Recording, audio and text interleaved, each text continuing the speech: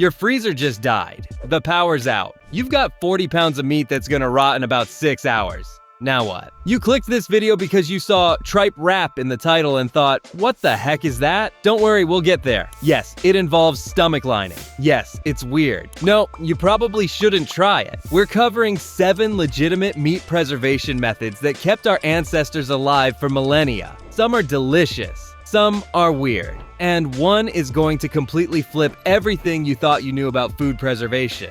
Let's go. Method 1. Tripe wrap. Weird but tasty. Alright, let's address the elephant, or rather the stomach lining, in the room. Tripe is the edible lining of a cow's stomach. And yes, people wrap meat in it for preservation. Stay with me here. The technique: take fresh tripe, scrub it thoroughly with salt, because you're working with a digestive organ, then wrap it around smaller cuts of meat or organs. The tripe acts as a semi-permeable natural casing that lets moisture escape while protecting the meat from flies and contamination. Indigenous peoples in North America used caribou stomach. Europeans used beef or pork stomach. It was particularly useful for organ meats like liver, which spoil faster than muscle meat. Why it worked: stomach lining has natural enzymes and slight acidity that inhibit bacterial growth. Plus, it's basically biological shrink wrap, semi-permeable, protective, and free if you're already butchering the animal. Wrapped meat could last a week longer than unwrapped, which was life-saving before refrigeration. The reality: is this appetizing? Number, does it work?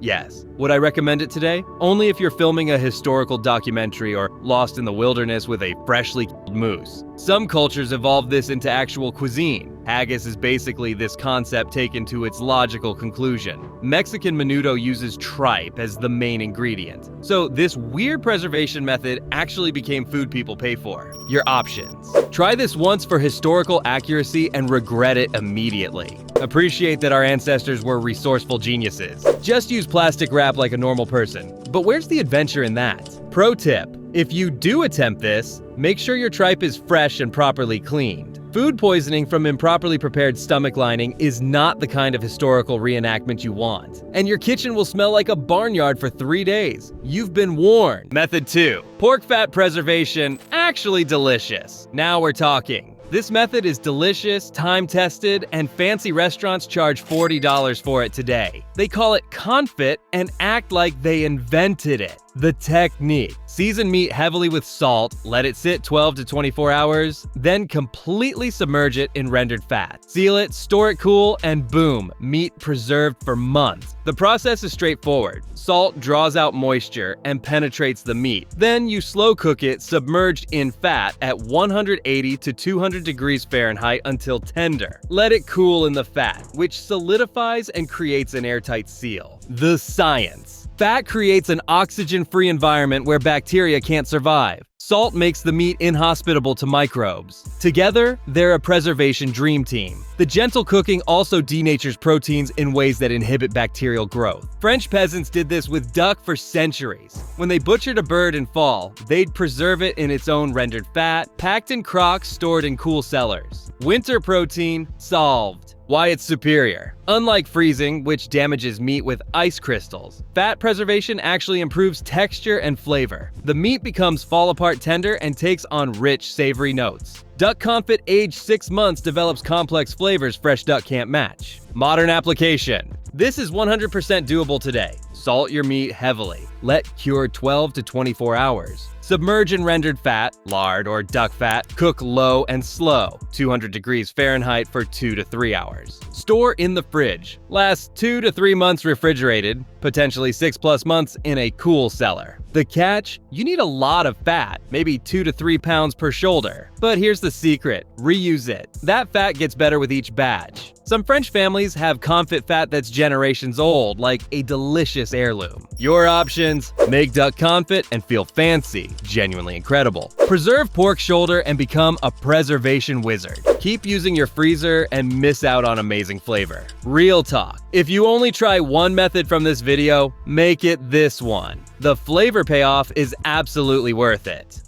Method 3. Sausage making, controlled fermentation in intestines. Let's talk real sausage. Not grocery store tubes, actual sausage. Fermented, dried, preserved meat in natural casings. It's basically controlled decomposition, and it's delicious. The technique: grind meat, add 20 to 30% fat, season with salt and spices, stuff into casings, then smoke, dry, or ferment it. The result? Meat that lasts months or years depending on method. The 3 types: fresh sausage, Italian breakfast, not preserved, lasts a week. We're skipping these. Smoked sausage, kielbasa, hot dogs, cooked and smoked, lasts weeks refrigerated. Dried fermented sausage, salami, pepperoni. This is the magic. Room temperature stable for months. The science: dried sausage is fermentation meets dehydration. Salt, 2.5 to 3%, draws moisture and inhibits bad bacteria. Cure, sodium nitrite, prevents botulism and keeps fat from going rancid. Beneficial bacteria, lactobacillus, ferment sugars into lactic acid, dropping pH below 5.3. Drying reduces water activity below 0.85. Together, they create shelf-stable meat that improves with age. Proteins break down into complex umami flavors. It's actual alchemy. Historical importance: every culture has sausage because every culture needed to preserve butchering scraps. Italian salami with fennel and wine. Spanish chorizo with paprika. German Landjager pressed flat and smoked. French saucisson with garlic and pepper. All solving the same problem: use everything. Waste nothing. The danger: here's where I get serious. Dried sausage done wrong can kill you. Botulism is deadly. You absolutely need proper cure at exact percentages, correct salt measured by weight, controlled temperature and humidity, knowledge of what good fermentation looks like. Don't improvise. Don't guess. Follow established recipes exactly. Your options: learn charcuterie properly and become insufferable about it. Buy quality salami and appreciate the craft. Wing it without knowledge and potentially die. Seriously, don't. Real talk. If you want to try this, buy The Art of Making Fermented Sausages by Mariansky. Follow it religiously. This isn't the place for creativity until you've made 20 successful batches. Quick check-in. We've covered stomach wrapping, weird but historical, fat preservation, delicious and practical, and sausage, delicious but dangerous if done wrong. Notice the pattern. Our ancestors had to make these work or starve. No backup plan, no grocery store, no takeout. Now we're hitting the big 3. The methods that literally enabled human civilization. These techniques let people survive winters, cross oceans, and settle new continents. This is where it gets really good. Stay with me. Method 4. Jerky, the original protein bar. Every culture on Earth independently discovered that if you slice meat thin and dry it out, it lasts forever. This isn't just preservation, it's transformation. The technique is ridiculously simple. Slice meat thin, 1/8 to 1/4 inch. Remove all fat, fat goes rancid. Season with salt minimum. Dry until it bends without breaking. Done. You can use a dehydrator, oven on low, or just hang it in the sun like humans did for 10,000 years. The science: drying reduces water activity below 0.70. Bacteria literally can't survive without water. Salt accelerates drying and inhibits anything that tries to grow. The result? Meat that can last years if stored properly. 5 pounds of fresh meat becomes 1 pound of jerky, but that pound contains nearly all the protein and nutrients from the original 5. It's nutritional compression. Historical variations: Native American pemmican, dried meat pounded to powder, mixed with rendered fat and berries. Lasts decades. Lewis and Clark survived on it. Arctic explorers depended on it. It's the perfect food. Protein, fat, carbs, shelf-stable forever. South African biltong, thicker cuts, vinegar cure, air-dried. Similar to jerky, but distinct enough that purists will fight you over terminology. Mongolian borts, so hard it needed to be ground to powder or boiled for hours. Mongol warriors carried this across Asia. Pure efficiency over enjoyment. Why it works: dried meat is incredibly efficient. 80% weight reduction, 5 pounds becomes 1 pound. Nearly 100% protein and nutrients retained. No refrigeration needed. Lightweight and portable, edible without cooking, lasts months to years. This is why every hunting culture invented some version of this. Modern application. Stupid easy to make. Dehydrator, 160 degrees Fahrenheit for 4 to 6 hours. Oven, lowest setting, door cracked, 4 to 6 hours. Cost comparison: store jerky, $3 to $5 per ounce. Homemade, $1 to $2 per ounce. You save 60 to 70% making it yourself and control ingredients. Your options: buy a dehydrator and make jerky forever. Use your oven and save money. Keep buying overpriced commercial jerky. Pro tip: Game meat, venison, elk, makes better jerky than beef because it's leaner. Fat is the enemy of dried meat. Method 5. Dry aging, the preservation art. Plot twist. Dry aging isn't really preservation. It's controlled decomposition to make meat taste better, and it works insanely well. The technique. Take expensive beef, 15 plus pounds, put it in precise conditions, 34 to 38 degrees Fahrenheit, 70 to 80% humidity, constant airflow, and just leave it for weeks or months. During this time, moisture evaporates, 30 to 40% loss. Enzymes break down proteins, tenderization, beneficial molds grow, flavor, and everything intensifies. The science, multiple processes happen simultaneously. Enzymatic breakdown, natural enzymes tenderize the meat from inside out. Moisture loss, flavors concentrate as water evaporates. Oxidation creates nutty, funky cheese-like notes. Beneficial mold protects meat and adds umami. The timeline, the 14 to 21 days. Slight improvement, 28 to 35 days. Noticeable difference, aged flavor developing. 45 to 60 days, intense flavor, maximum tenderness. 90 plus days, extreme funk, polarizing, love it or hate it. The cost. Start with $200 to $250 for a 15-pound prime ribeye. After 45 days, 35% moisture loss, 15% trimming waste. You get 7.5 pounds usable meat. That's $27 to $33 per pound for dry-aged ribeye. Store-bought, $45 to $60 per pound. You're saving serious money if you can nail it. The flavor dry-aged beef is fundamentally different. Incredibly tender, intensely beefy, nutty, slightly funky, good funk, almost buttery texture. Rich umami. It's the difference between grocery store cheddar and aged Parmigiano Reggiano. It's not just for beef. Duck breast, 7 to 14 days. Pork loin, 14 to 21 days. Even whole fish, 3 to 7 days, benefit from dry aging. Japanese sushi chefs have aged fish for centuries. Your options. Build a dry aging setup and become insufferable about steak. Try it once with a smaller cut. Buy aged beef occasionally and skip the anxiety. Real talk. Once you taste 45-day ribeye, regular steak tastes boring. You've been warned. Method 6. Smoking. Flavor meets science. Smoking is where preservation becomes art. This isn't just making food last, it's making it profoundly better. The two types: hot smoking, 180 to 250 degrees Fahrenheit. Cooks while smoking. Delicious, but not real preservation. Lasts a week, refrigerated. Cold smoking, 60 to 80 degrees Fahrenheit. True preservation. Meat isn't cooked, just exposed to cool smoke for hours or days. This creates bacon, ham, smoked salmon, and traditional sausages. The science: smoke isn't just flavor. It's antimicrobial compounds of phenols. Prevent fat from going rancid. Formaldehyde. Tiny amounts inhibit bacteria. Yes, embalming fluid in trace amounts. Acids. Lower surface pH. Pellicle.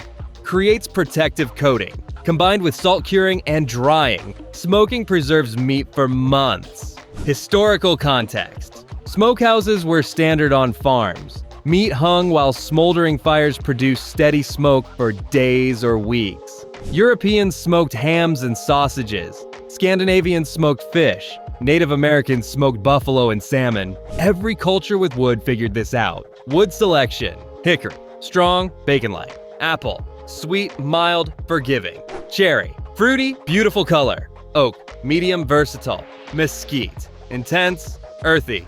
Never use pine, cedar, or treated wood. They're toxic when burned. Modern challenges. Cold smoking at home is hard. Temperature control, keeping it below 90 degrees Fahrenheit. Consistent smoke production for hours. Proper ventilation. Food safety knowledge. Most people hot smoke because it's safer and easier. Your options: invest in cold smoke equipment and go traditional. Hot smoke everything, still delicious. Buy smoked meats and respect the craft. Real talk. Homemade bacon, cured 10 days, smoked 8 hours. Makes store-bought taste like sadness. Once you try it, there's no going back. Method 7. Salting, the foundation of everything. We've arrived. The Godfather. Salt curing is the technique every other method builds on. This is how humanity survived. The technique: cover meat in salt, let it sit for days, weeks, or months, and you get shelf-stable meat that lasts indefinitely. 3 approaches. Dry curing, pack in salt, let sit, rinse, age. Makes prosciutto, country ham, pancetta. Wet curing. Submerge in saltwater brine, faster. Makes corned beef, pastrami. Equilibrium curing. Vacuum seal with precise salt percentage, 2 to 3%. Modern scientific approach, the science. Salt preserves 3 ways. Draws out moisture, bacteria need water. Creates toxic environment for microbes, alters protein structure. The magic number is 2.5 to 3% salt by weight. Perfect preservation without being inedibly salty. Historical importance. Salt was currency. Roman soldiers were paid in salt, hence salary. Wars were fought over salt mines. Why? Because salt meant survival. Before refrigeration, you had 2 choices. Eat meat immediately or preserve it with salt. A family butchering a November pig needed that meat to last until spring. Salt made it possible. The varieties. Prosciutto, Italian ham, salted 2 to 3 months, aged 12 to 36 months. Country ham, American South, heavily salted, smoked, aged 6 to 18 months. Pancetta, Italian pork belly, rolled and aged. Salt cod, rock hard fish, rehydrated before cooking, lasts years.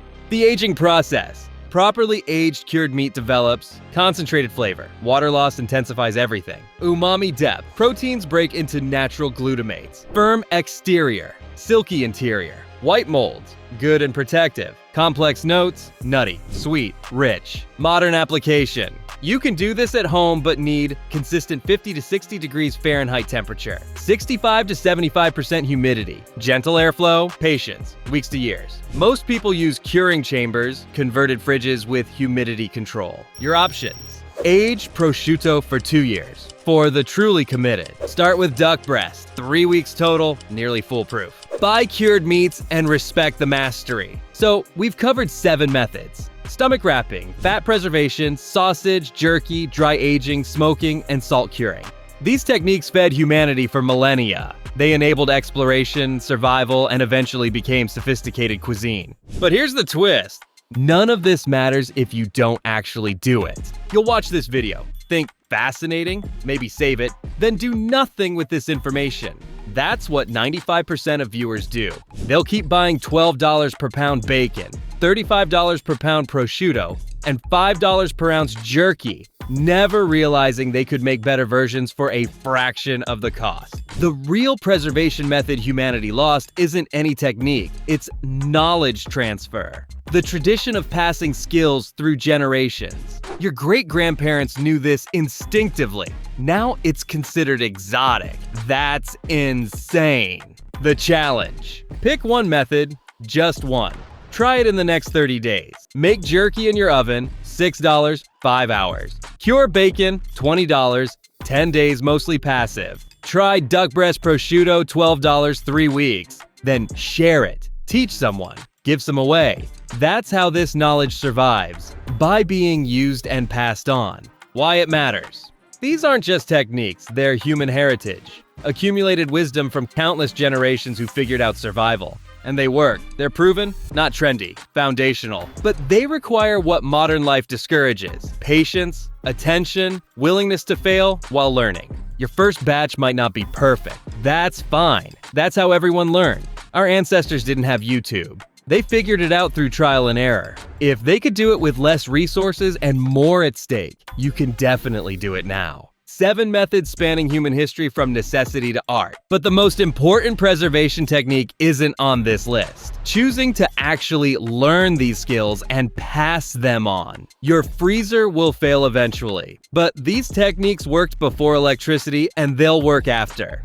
You don't need to master everything. Just try one thing. Start small, learn, share. And suddenly you're not just a consumer, you're a creator, part of an ancient tradition. Someone who actually knows how to preserve meat using techniques that sustained humanity for thousands of years. That's pretty incredible. Now go preserve something. Drop a comment with which method you'll try first. Share this with someone who needs to level up their meat game, and if you try the tripe wrap, please film it. For science. Stay preserved, stay delicious, and remember, your ancestors were hardcore survival experts.